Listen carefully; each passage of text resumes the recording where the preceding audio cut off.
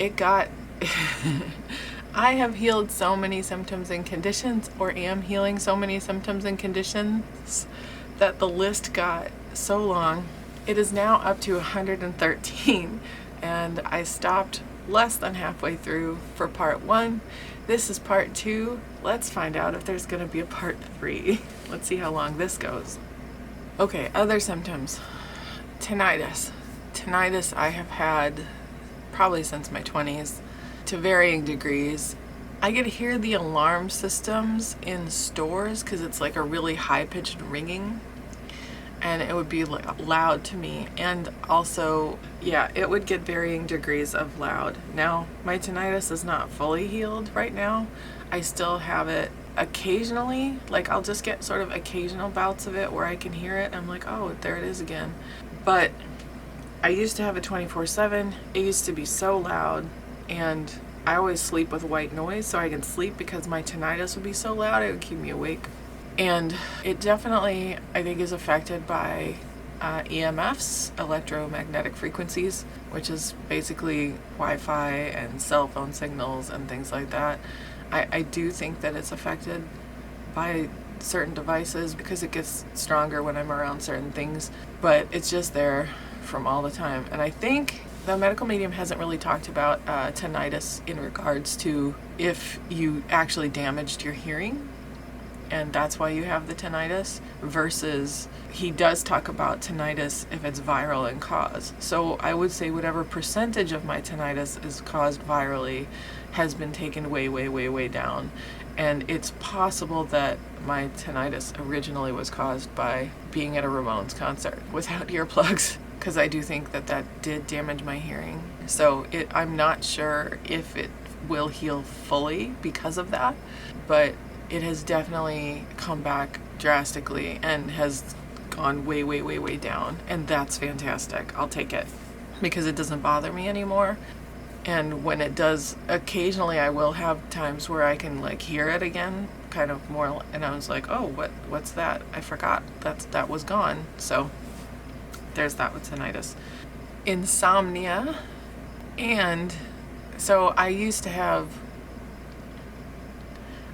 the worst sleep ever. Like, I just could not ever get a decent night's sleep. I would have insomnia where I would wake throughout the night, but I also had this thing where every single time I would fall asleep, I would wake within an hour of falling asleep and just be like kind of wide awake again.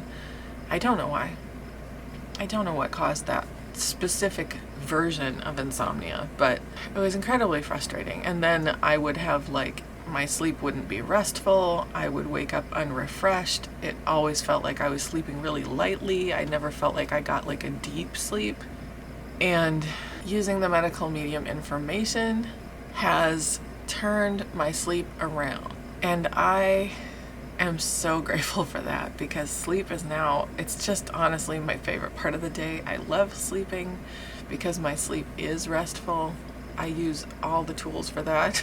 I use the supplements and the foods, and asking the angel of sleep and the angel of dreams to help me have a restful sleep, and I get really good sleep now. It is rare anymore that I get a poor night's sleep, and when I do, I really feel it.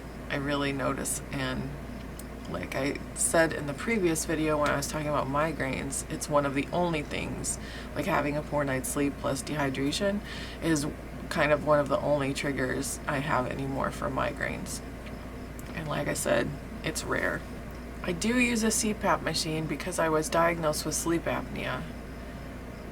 I am not sure whether or not I have sleep apnea anymore, as I have become dependent on the machine to help me breathe when I sleep. I just don't know if I still have it or not. I've been tempted to try to wean myself off the machine and see, but it was a 3-month process to get used to the machine. I suspect it might be an equally long process to get used to not having the machine. So I haven't had the wherewithal to do it yet. Perhaps I will go and get myself retested and see. Maybe I need to talk to a sleep doctor about that. How do you wean off of a sleep apnea machine? I don't know.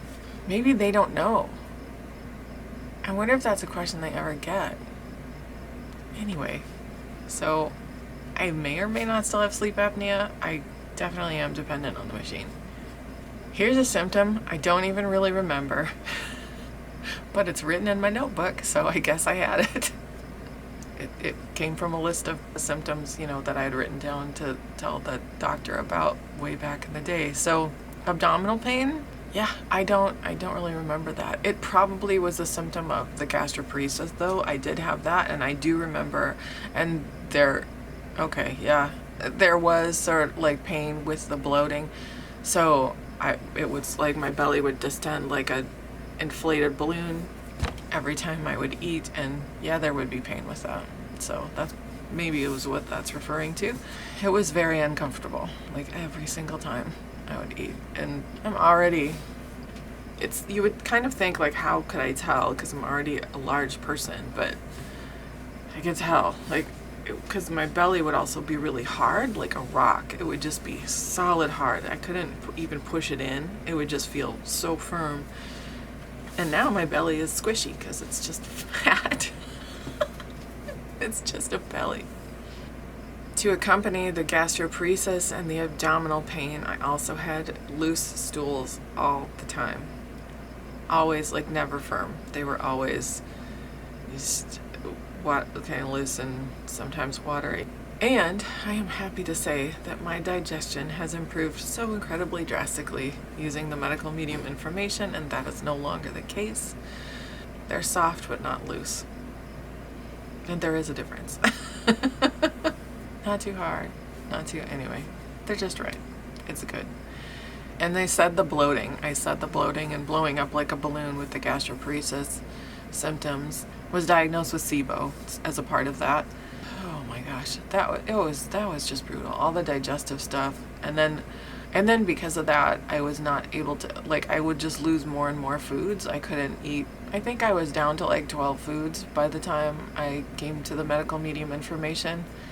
I had so few foods. My diet had changed so many times, from GAPS to paleo to autoimmune paleo to low FODMAPs autoimmune paleo, and it just kept reducing the amount of foods I could eat. And I had so many food sensitivities, and that was, I'll tell you what, when I did start doing the medical medium information, I was so grateful to get all of these fruits and vegetables back. I was so happy to trade the amount of animal protein I was eating for all of these fruits and vegetables, because it was like having a cornucopia versus, this little tiny world of food that I could barely eat, and wasn't even a comfortable thing for me to eat anyway. And then just all of that fear around food, like I was so afraid of so many foods, and then suddenly I've got all of these foods that I can eat again, and that was a delight. That was really good. I just was so happy about that. And I'm like, I don't have to be afraid of tomatoes or eggplant or peppers or, all the nightshades that were so scary before. I can eat mushrooms again. And eventually I did get all the fruits and vegetables back. There were some that took me a while longer, like pineapple, and actually tomatoes took me a little bit because in some forms they were still an issue for me, mostly cooked. But raw tomatoes, I think, were okay pretty early on. And kiwi, I think, was the last one that I got back. Oh, no, it wasn't. Even after kiwi, still red onion. Red onion would cause, if I bit into a red onion, but if I ate food that had red onion in it, it would always cause me like an instant migraine. And I didn't know why that was, but I found out why.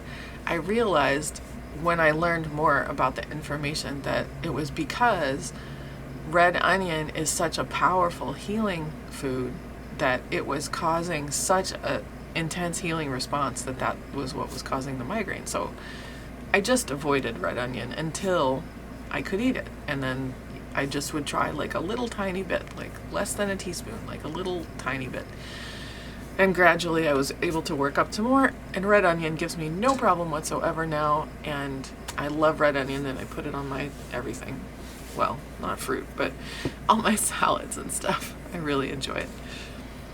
So I've got all these foods back and I'm so happy about it. It's wonderful because I can eat just this. I can eat the rainbow now again, and I couldn't before. Such a relief. So, some more strep symptoms. Frequent and sudden urination and leaking. What I call leaking. So honestly, the strep is such a tenacious pathogen, and it is hard to get all of that strep out, and I'm still struggling with the strep. I do not have nearly the level of frequent and sudden urination that I did, and most of the time actually I don't have the frequent sudden urination, but there are these occasional times where my strep symptoms will flare a little bit and it'll get a little stronger again. That will kind of happen again. Again, not at the level that it used to, but it's still something I deal with a little bit. And the leaking happens significantly less. However, no, yeah, it does. Because I was rebounding when we were in the apartment and not in an RV. I was rebounding regularly, and I was able to do that. I was able to rebound without leaking. I remember that.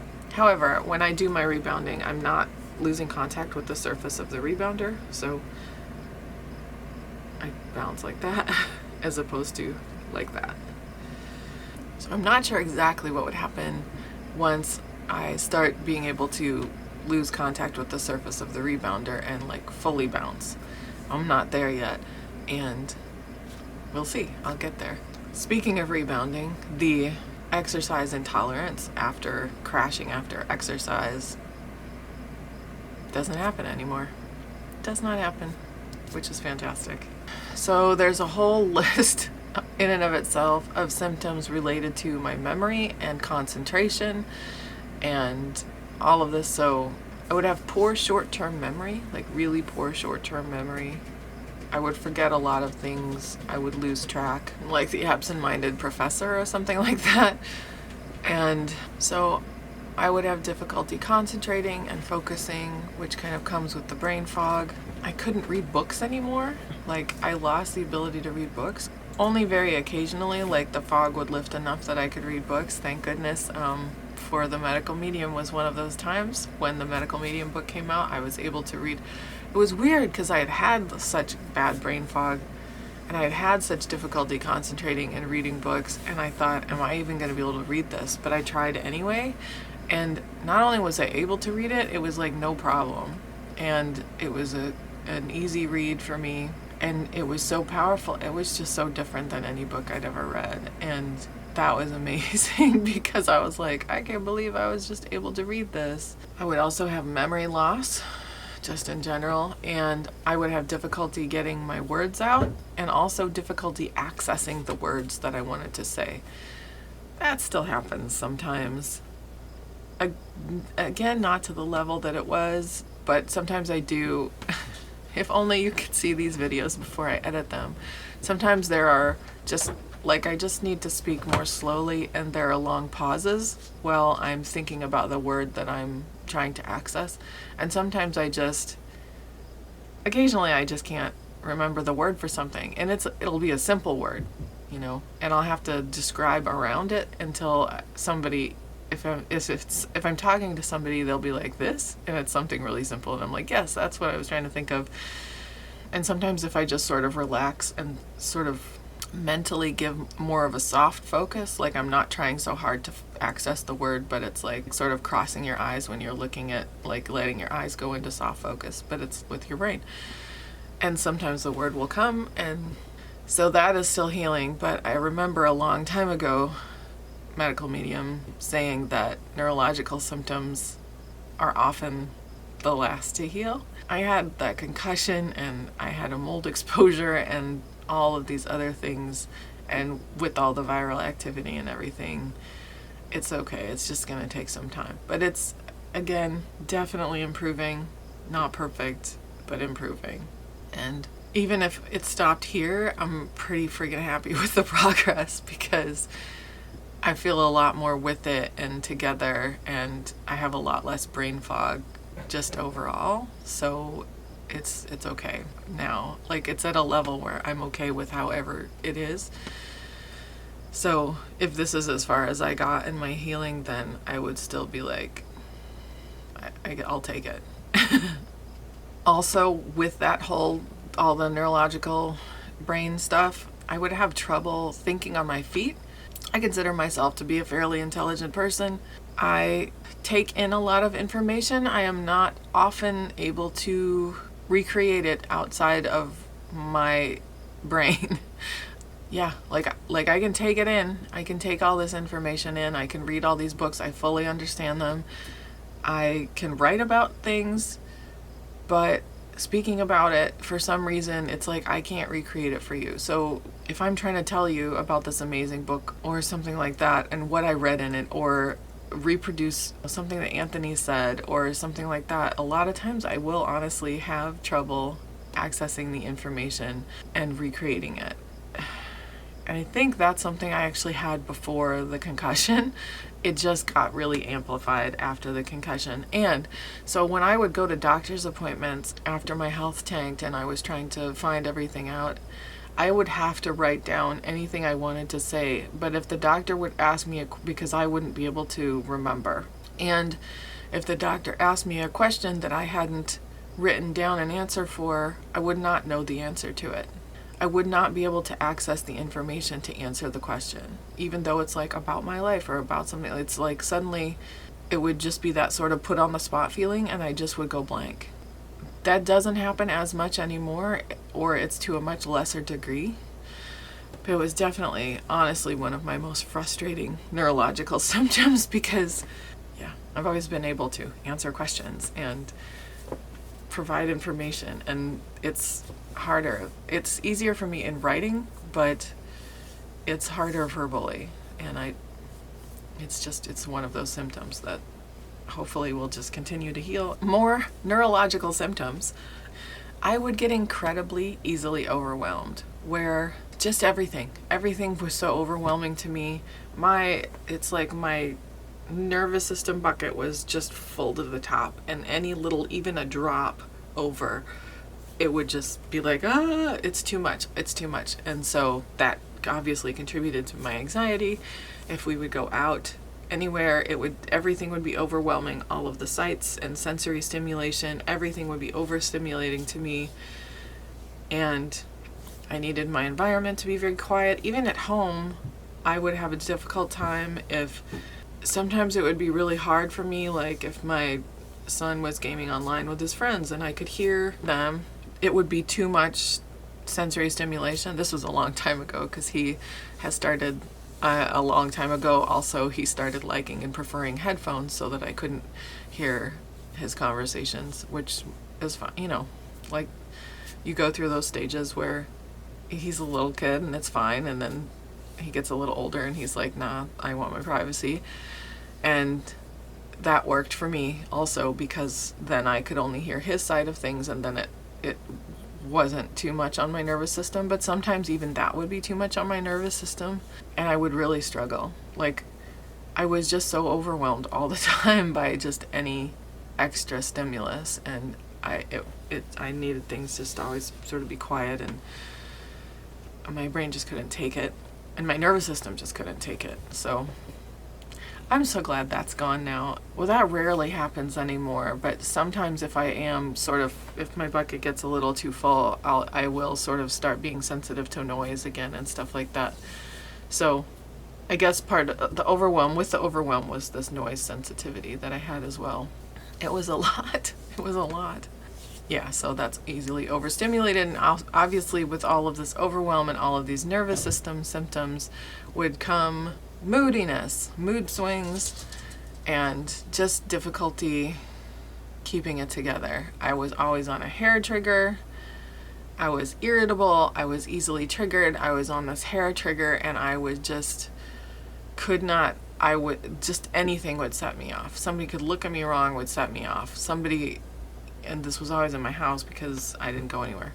It's like I was always yelling, always crying, always just kind of flipping out. Like it was, I guess I shouldn't say always, but compared to now, for sure.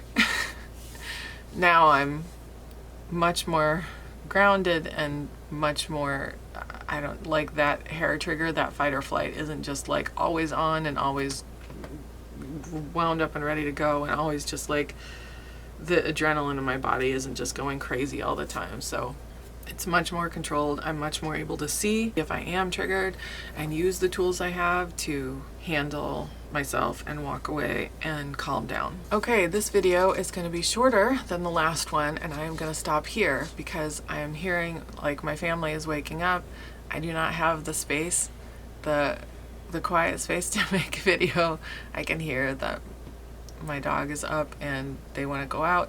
So I am going to wrap this up, but I just want to say how incredibly grateful I am for the medical medium information and that I have been able to heal so many things, because without this information I would be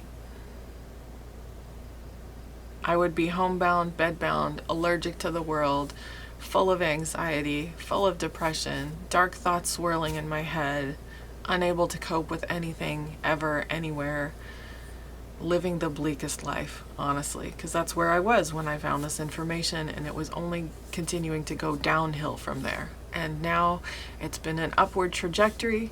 I have been healing. I have been able to participate in life again. I have been just on an incredible journey of healing, and I am so incredibly grateful for it.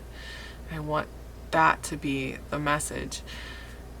And stay tuned for part 3. There will be a part 3 because there's still more symptoms and conditions, and I want to finish this video. Okay, thank you so much for watching. Thank you so much for coming along on my healing journey, my healers and health seekers. If you like this video, give it a thumbs up below. You can subscribe to my channel by hitting that subscribe button over there. You can ding the bell next to it if you want to be notified when I post a new video. I appreciate you. I love you. So many blessings on your continued healing journey. Stay curious, and I will see you next time. Bye-bye.